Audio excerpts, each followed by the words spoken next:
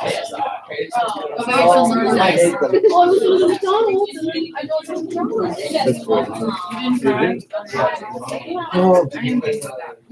I really wanted a sweet tea.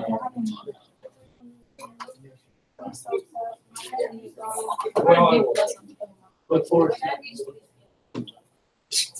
Okay, we're going to go ahead and get started here. I'll make you the same deal if you're not done yet. I made third period, as long as it gets turned in before you leave school today, then I'll give you the shot of full credit. But what we've done up to this point is sort of a really super fast review of just a couple of things that I felt like we needed to spend that time on before we slow things down today and start moving forward on what we're going to be looking at for, honestly, probably the next, maybe week and a half, almost 2 weeks. And that is to start looking at the revolution itself. This is sort of part of one big, long unit that will take us all the way through the Constitution and all of that type of stuff. So we really are going to slow things down at this point and give, I think, the sort of depth of analysis that it deserves. What I like to try to do, once we start moving through the class at this slower pace, is to start looking at what we study through what I call essential questions. And how I view these is that these are the really big questions of the class, not just a little question that I'm checking comprehension on a test or anything like that. These are the big questions that I want to tackle and I want to be able to answer. So I will generally put those on the board or on something that we're working through, maybe some discussion notes or something like that. But you will have these questions out there and in front of you as we move forward. I will say that these generally do come back in the form of some sort of assessment. Obviously, these are not going to be multiple choice type questions, but at some point, usually there are a collection of them, and I ask that you work out what the answers would be. I don't look at it as much as a grade as it is, let's bring everything together. And so our essential question for today, and let me get it talking. Ethan, bring your chair over onto the projector. And I want to, careful. Great. Anyway, no, I actually have to do something. We need to I just got to stand there. I would like for this to go up. I'm not sure how it came down. If you break it, it is about a $6,000 bill.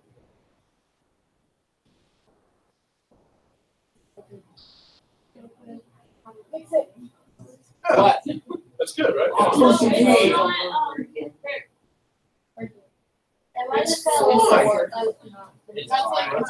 Do it yourself. It looks fine, but I am standing on one leg. That's a whole lot of I don't care. You know what? I appreciate your Okay, so here is our essential question for the next couple of days, and if you can remember, every day. That's all, folks. Last week, I had said that when we get to the revolution, it's really looking at a snowball effect. That if you start a snowball up here, it's really small. As it moves its way downhill, it collects more snow, gets bigger and bigger. At some point, it's going to collide with something. That's what we're looking at here. John Adams, who would become the second president of the United States, said that the revolution was in the minds and hearts of the American people long before Lexington. And as we'll see, Lexington is the first, those are the first shots of the revolution. That's, I guess, the official starting point. But in Adams's mind, this was something that was brewing for a lot longer than just that point in time. That's where I think the snowball analogy works really well. So as we think about this key question, I told you down here what we're going to do today, and then we'll have to finish it tomorrow as well because I gave the extra time to work, is that we're going to work through a guided discussion. I had told you that we will, from time to time, have some notes in this class. Sometimes I just have you take them. sometimes like today, I will give you a guided discussion sheet. So as these come around, I'm going to encourage you to really take a look at it. Make sure that you're on the page that has number 1 on it, because that's obviously what we want to start with. And you will notice the essential question that I have up here on the board is also at the top of both sides of the discussion sheet that is coming around. Okay, this is not a worksheet. This is taking the place of notes. The only difference is that I will actually have you turn this in by the end of class tomorrow, 4 points, and you'll see why. I'm not one to just collect notes. I always kind of feel like if you are just determined to tune out and not take notes, I'm not going to sit there and stare over your shoulder. You guys are too old for that. This one, though, when you get to the back, there is a prompt that I will ask that you respond to, and that's why I will collect these and give some points on it. Now, as you look this over, if you look at maybe like your neighbors, you may think that theirs looks a little different than yours, and you would be right? 95% of this is going to be the same for every single one of you. But there is a section here. If you'll see section 3. It says French and Indian War. It's about midway down the front page, and then you've got question 2 there, where it starts with each table has been. So what I decided to do was just sort of randomly sort these out. There are 3 different of these forms out there, each one with a different question 2, section 3, question 2. So that's the only part that'll be different. Everything else, from define salutary neglect to the Navigation Acts, all the way to the back where it talks about the proclamation line, all of that is the same. It's just that question 2 that will be a little bit different. Okay? Now, with this being a guided discussion, I would probably say that there are two rules of thumb. Number 1, if it's on the projector, then it's probably going to answer the question on the sheet. Okay? But secondly, if it's on the board, then it's probably something that I need to know. So board, projector, if I take the time to project or write those things down, then we definitely want to make sure that we know this stuff, right? So I'm going to take a second. I'm going to clean up some board space from a previous class. Read these over so you know what you are looking for as we go, and we'll get through as much of this as we can.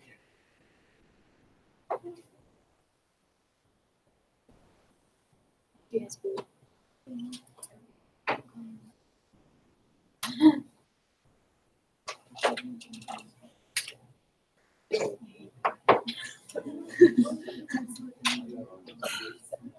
Okay, we're going to get through section 1 and 2 today. I don't know that we'll get into section 3, but that's okay because we'll have some time tomorrow.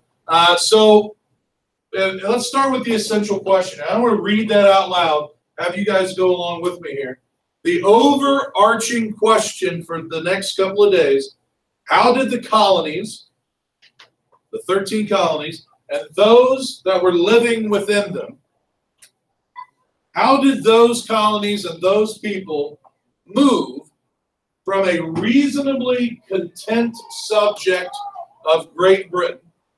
So my argument will be that there was a time, and a serious amount of time, where those who were living here in the colonies were happy to be English, were happy to be British, that they were not thinking about revolt. There was a time when Americans were like that. So how did we go from that to a people who were angry enough to write something like the Declaration of Independence? If you have not read the Declaration, we will read it in here. It is the single greatest breakup note ever written. If you've ever done that, broken up with somebody through a note, shame on you. But, come on, we're better than that. But that's all the Declaration is. It's a breakup note. I'm breaking up with England, and here's why. We will read it sort of like that, and it really does change the way I think that you read it. But here's the deal with it. If you've ever seen National Treasure, how many of you seen that movie with Nicolas Cage? There's a part in that movie where they're at the archives, and Nicolas Cage is giving a toast.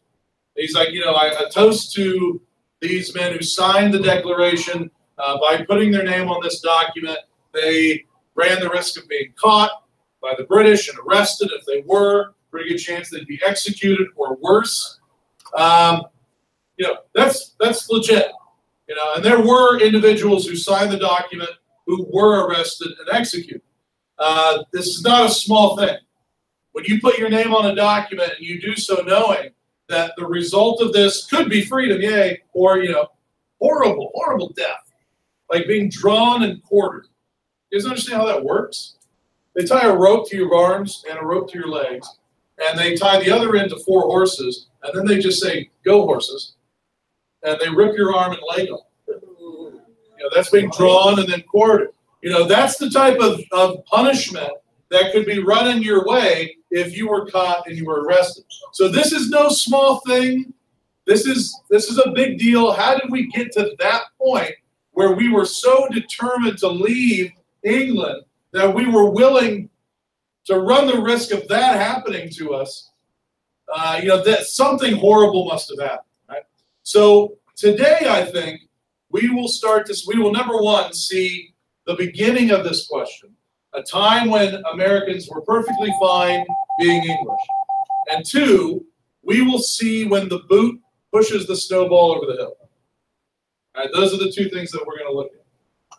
All right, so let's start with salutary neglect. You'll notice in number 1 space, that's the first question that I'm asking you, is to make sure that you can define it. And honestly, I think the meme up there does a pretty good job of doing that. The individual that we see in the meme is the man who will play the villain of our story, and that is King George III. He is the King of England throughout the Revolution. If I were to pick the 2 words that describe George the best, it would be kind of crazy and paranoid. Now, kind of crazy, I think we get. But what does it mean to be paranoid? If we use that as a word to describe somebody, what does that mean? Yeah.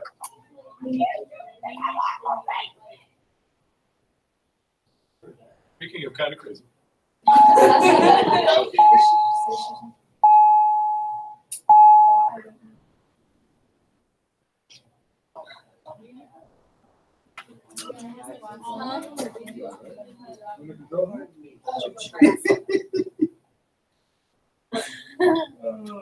I love first year.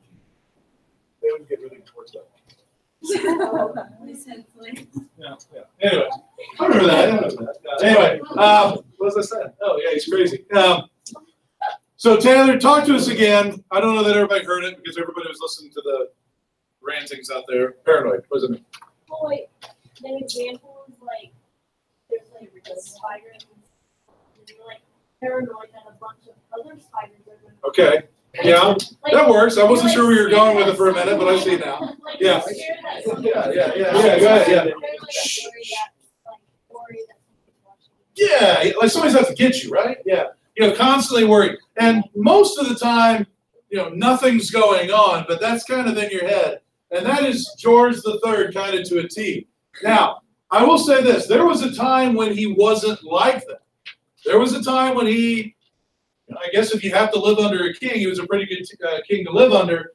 And that's the time period that we're at right now, okay? So at this point, we're talking very early part of the 1700s, very late part of the 1600s. That's when we would have seen this kind of policy put into action. And it basically means that England is allowing the colonies. Yeah, it says define salutary neglect. This is your definition, all right? So this is where England is telling the colonies, you know, look, you guys are like 1,000 miles away across the ocean.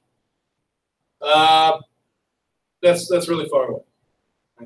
Here's the deal.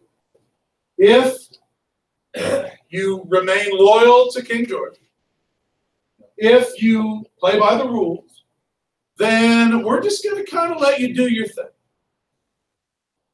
You know, do your thing. Okay. And I always like to make an analogy to a classroom. You know, one of the things that always, I got to be honest with you, it always kind of cracks me up, is that you'll hear students talk about teachers that they love going to that classroom. And I remember there was one time, this was a couple of years back. I was like, oh, I can't wait. I can't wait to go. I love going there. And so finally it was just like, if there's and I honestly had started thinking, if there's a teacher that really is kind of getting that sort of enjoyment from the students and excitement, I want to hear about it. Like, what is it about that class that gets them excited to come? And so I said, and they're like, oh, you know what? We get to kind of go in there and just whatever. Okay. Yeah. I don't know. And so I heard that, and being the nerd that I am, I immediately thought about salutary neglect. Because that's basically what's going on in that classroom, right?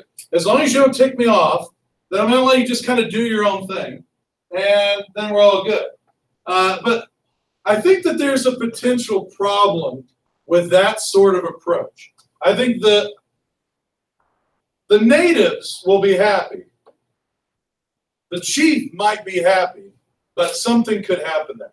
What sort of potential problems do you see with a policy in place like this? Rachel. Say like somebody was everything.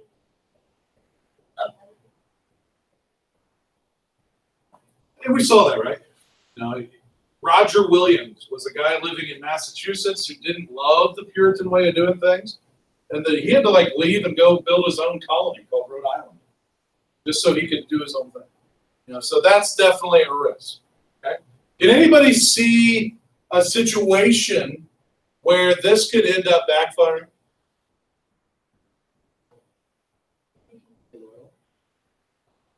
That's a possibility, but for the most part, this is a time when Americans were pretty happy. I mean, think about that classroom. Students, they'll love going in there. They'll probably stay pretty happy. What do you think? Is America trade with somebody other than England? There's these ifs, right? There's all these ifs. And what happens if George III or that teacher comes in one day and says, you know what? I don't like this anymore. Time to bring the hammer down. Time to lay the rules out, and you will follow them to the letter or else. So I'm going to put some questions up here. Some of these we've already answered. But I want you to think about what these questions mean and what environment they put. Number one, how are the colonies going to react? You guys have already said they're going to be pretty happy, but Rachel identified, it could be some biased situations, sure. I think for the most part, colonists are going to be pretty happy. Look, they can trade how they want. They can grow what they want. They can sell what they want. A lot of these colonies were able to kind of build their own little governments so they could govern how they wanted. Each of the colonies had their own money, which was a nightmare. It's good if you're stuck in Rhode Island, but when you go to Virginia, what's the value of a Rhode Island dollar? It's about the same as a Virginia half dollar. I don't know. Yeah. Okay. But the message was we do our own thing. We're pretty happy. Okay. Attitude. I think we sort of talked about that. They're probably going to get pretty content and very used to being independent. That was a word that was put out third period. I thought that word worked well. And I think we see a general happiness to be part of England. But what happens when that teacher walks in, decides they're sick and tired of this, or what happens when the principal finds out and goes to the teacher and says, you better get order in that classroom? And so they come in that day and they put the rules down. What happens then? You hear other voices. I love all the voices in the mirror. Let's hear new ones. What? Yeah, right? I mean, I think there's, I'd like to think the students wouldn't rise as one and revolt. All right, off with their head or anything like that. But I think that there will be, even if it's just like an inner revolt, right? There's going to be some resentment that builds up. There's going to be some anger that's built up. I don't care if it's parenting or if it's teaching or if it's being the King of England. That was quite a jump there. Okay? Like, if you decide to use that strategy, at some point it's going to backfire. And we see that here with the colonies, right? So here is the boot that pushes the snowball down the hill. This is the moment where we start to see in that essential question, these Americans going from happy, happy, happy to okay. And it's all coming down to these navigation acts. This is late 1600s, early 1700s, where I began our story. Okay, so here's the deal. We have Americans in Virginia growing tobacco. We've got Americans in North Carolina growing rice. We've got Americans in South Carolina growing cotton. Those are going to be our three examples. You grow tobacco in Virginia. You can either sell it as raw tobacco and you'll make a ton of money off of it, or some of them would actually grind it up and make it into something that people could stick in pipes and smoke. Again, you sell it, you make a bunch of money off it. Folks who are growing rice, probably just going to sell it straight up for food. Folks who are making cotton, growing cotton, what do you think they might do with that? Yeah, spin it, weave it into clothing. They could sell it raw. Point is, you grow it, you sell it, you make a bunch of money, right? Now, George III and his buddies over in England start to look at this and say, a lot of money being made over there. And we're not seeing, Big Daddy's not seeing much of this money. And I'm not okay with that. That's not how this should work. Those 13 colonies are not there to just do whatever they want, even though I've told them to. They're there to make money and make me rich. So that's where these navigation acts come in. It's a law that is passed in England. Okay, part 2 says, what are they? It's a law passed in England. And I've given you a diagram here that I think does a pretty good job of explaining how this goes. For example, right here in the middle of the picture, you got this British dude pointing at this, cotton farmer down here. Right? He's a tobacco farmer down here. And he's yelling, hey, send that tobacco to England. Okay? What this did is it said, look, if let me find my person here. Must be a tobacco farmer. Okay, all right, Matthew Poff is our tobacco farmer. So Matthew originally could plant his tobacco, harvest it, sell it raw, or make it into something to smoke and make all the money. Matthew loves that, right?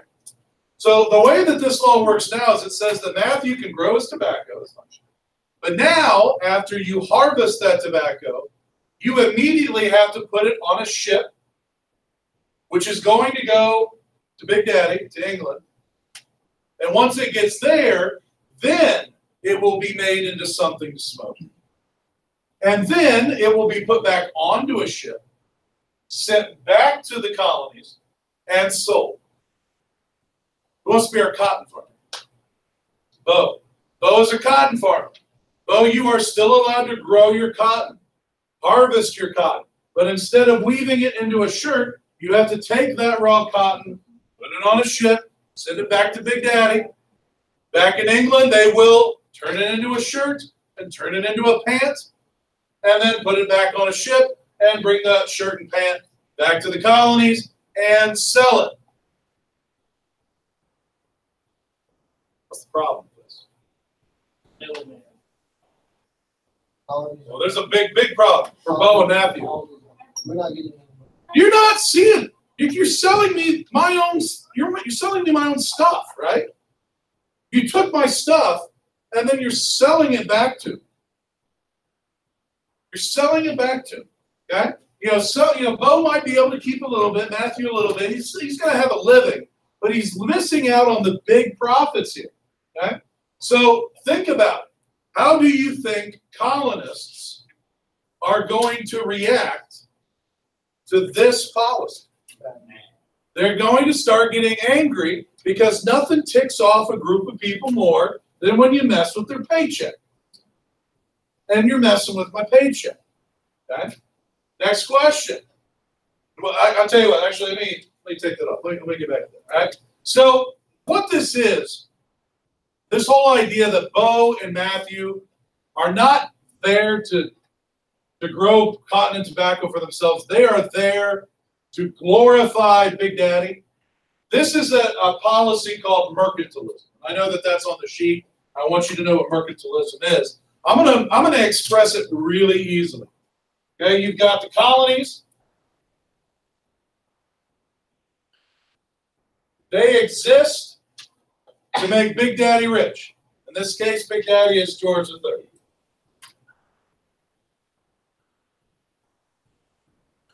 And that's it. That pretty much expresses how mercantilism works. Notice the arrow. There's only one, and it only goes one direction. So let's think back to where we were. You are a tobacco farmer living in Virginia who has been used to a culture of salutary neglect. And now the big bad leader is stepping in and saying, yeah, you know, screw all that. Now you're going to send the raw product back here where we will turn it into something and then we'll bring it back to the colonies and sell it. You don't get to sell it. We will sell it. That's the boot that sends this snowball down the hill. All right? So then I think that asks this next question here. We're running out of time, but I think we can finish up this slide here. If you are Bo or Matthew or any other merchant, maybe living in the north, or you are a farmer living in the south, whatever. If you are one of those individuals, what options do you have? Like, what can you do about it? I mean, if King George comes up and he says, "Yeah, you're mad. What are you gonna do about it?" What are you gonna do? What are you gonna do? What are your options? Huh? Give me an option here, Rachel. Give me an option. Okay, so. Maybe it's because we're U.S. history students, I don't know, but immediately we think, let's just, kill them all, right? Let's revolt, okay? I'll tell you, that is absolutely an option. Maybe not an option at this time, but it's an option. What's another option? Stew, right? Talk bad behind his back. How do I want to write that? Be American. Or a teenager. Angsty? Huh? Angsty? I kind of like that. Yeah. I'm gonna go with that. I think I spelled that right. Angsty. Let's just make sure we know what that means, because I think Ethan's brought up a legitimate option here. Let's, it's George III. Big Daddy's got the biggest army and navy in the world. Maybe we should just do it, right? And grumble privately. Okay. All right, I'll break. What do you think? I mean, like, call them up and say, this guy sucks. What? Can we work out a better deal? Hey, no, seriously. I think that's a really good option, right? Absolutely. Call up. We can do that now, right? Like, we're Americans. We have Susan Brooks, who represents us in Washington, D.C. If we're unhappy, we call her up and say, what's up, Sue? Hey, this is going on. What can we do about it? Yeah, no problem. So let's call your parliamentarian. How about just call your rep? That makes sense? Talk to somebody. See if they can work out a better deal. Absolutely. Rachel, you got another option? What? Are you saying we should smuggle? Embezzlement? That's so much fun. We can be pirates. You'll have to get a peg leg, though. Rachel, if you get a peg leg, I am going to call you something. It's funny. Like, totally legit option. These are all legitimate options. You guys have killed it. Are there any others? Because I think we've kind of been blessed. Well, you have another one? Oh, no. No. I think. Okay. Well, no. Well, complaining. Yeah, complaining. Ethan, you got another one? No. Aaliyah? Well, hey. Hey, they tried it. Remember the 5th of November, the gunpowder treason and plot. I see a reason why the 5th of November should ever be. I never heard that. V for Vendetta, right? Guy Fawkes. This dude literally tried to kill Parliament and the king by digging a tunnel under Parliament. I don't know why it looks like I'm riding a horse. But digging a tunnel under Parliament, and then once he gets the tunnel dug, he's like wheelbarreling this like dynamite and gunpowder under there, and then finally he gets caught. But his plan was let's just stuff this all under there, and they're all gone. So you know what? Since it happened, I think that they probably learned their lesson from that. But sure, anarchy. I don't know. We'll just put kill. Give them Give them rental sweatshirts. I don't know. You know, we'll figure something out, right? Okay. All right. One more, because we got a pretty good list here. What you got?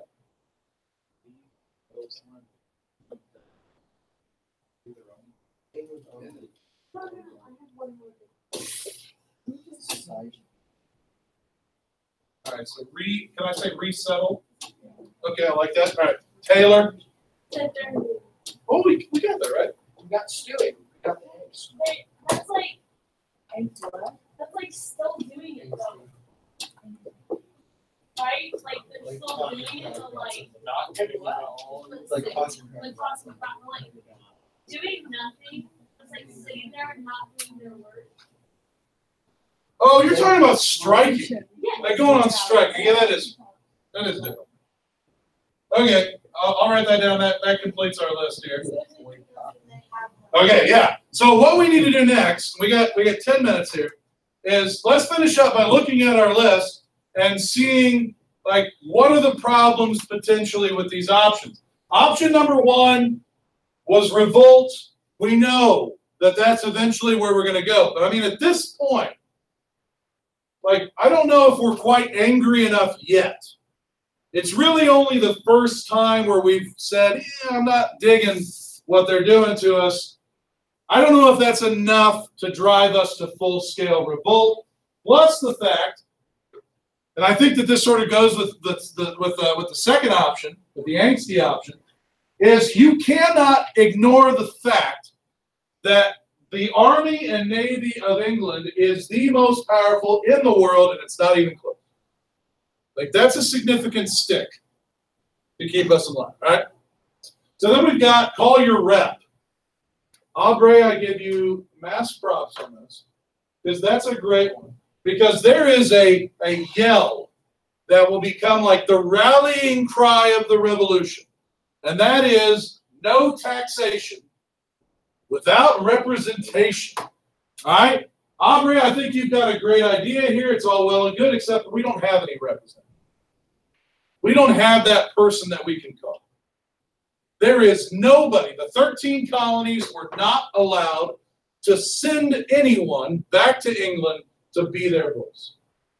So we have no one that represents us, no one that we can complain to. That will be a huge problem. Smuggling. Bingo. Who came up with piracy? You figured it out. Yeah, that's what they're going to do for the most part. Let's just lie and hold that stuff back and we'll sell that. We're going to become smugglers.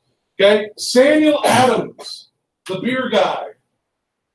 He was also one of the most wealthy people in all of Massachusetts. Made a lot of his money through smuggling.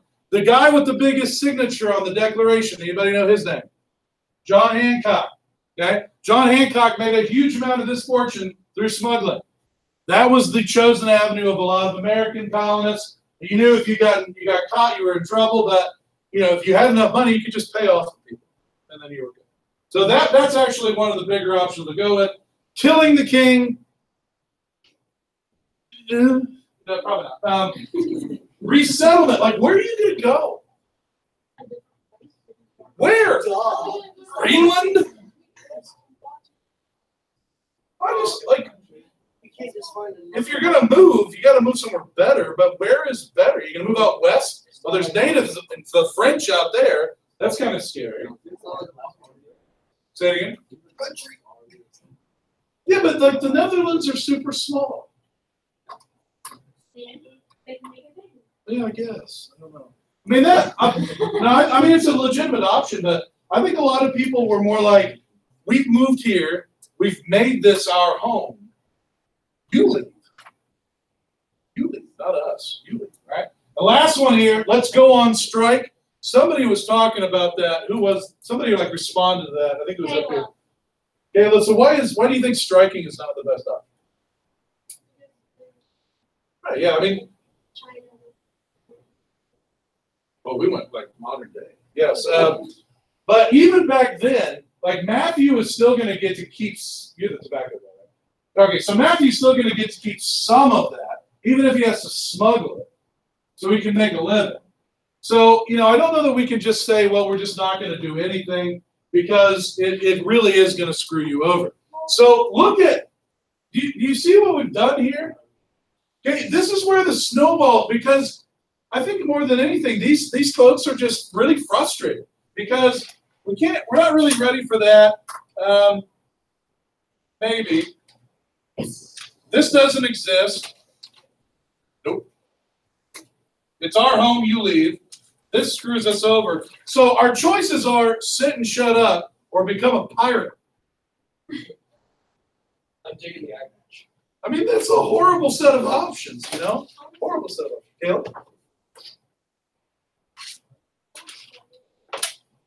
Why not? I don't know. You know, maybe that's the best. Yeah. But if everybody, Well, I mean, the king's going to have people that their job is to. Okay, so here's the deal, guys. This was really good. This is how I would like for our discussions to be. Not all of it me. I want to hear from you guys, so kudos to you. We're not done yet. We still need to finish this up tomorrow, so please put this somewhere where you will bring it back tomorrow, and then we will get it done, certainly by the end of class. Make sure that Friday's assignment, unless you were absent on Friday, is turned in by the end of the day for that chance to have full credit. All right? Thank you. Namaste. if everybody started to smuggle, wouldn't you also realize? Well, you know, and there was a ton of smuggling going on, but a lot of times what they would do is instead of somebody catching you and putting you in jail, they would catch you and then you would just give them some money and go, right?